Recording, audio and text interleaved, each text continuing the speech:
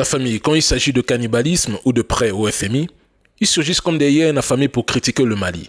Mais quand les FAMA mènent une opération stratégique aux frontières de l'Algérie, à Inafag, Bogassaou, Tinsaoutin, pour récupérer leur territoire illégalement occupé par les terreaux, subitement ils restent tous silencieux. Pourtant, cette région est une zone de passage clé pour les groupes armés et les trafiquants, ce qui en fait un point névralgique pour le contrôle du territoire. Mesdames et messieurs, bien avant Assimi Goïta, le nord du Mali était un bastion de divers groupes armés. Donc, contrôler cette région réduit l'influence et les mouvements de ces groupes tout en exploitant les ressources naturelles, comme par exemple les minerais et potentiellement les hydrocarbures. Cela peut avoir des retombées économiques significatives pour le Mali et causer de lourdes pertes à leurs adversaires, et c'est un fait.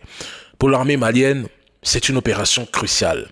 Le contrôle et la sécurisation de ces zones sont essentiels pour la stabilité du Mali et même du Sahel en général. Il est donc impératif de réduire les activités terroristes et de frapper les terroristes là où ils se réorganisent pour des attaques d'envergure.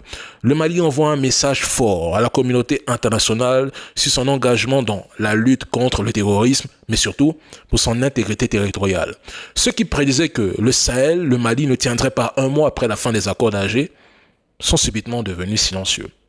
Les détracteurs qui jubilent lorsque RFI et TV5 Monde publient des informations négatives fake sur le Mali vont devoir attendre longtemps pour voir ce pays se décomposer.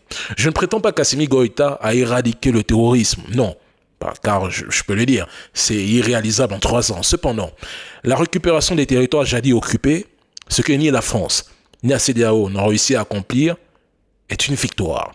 Il est regrettable que certains ne célèbrent que lorsqu'ils apprennent que plusieurs soldats maliens ont été éliminés par les rebelles. C'est regrettable, mais ne dit-on pas, ton ennemi est très souvent à côté de toi?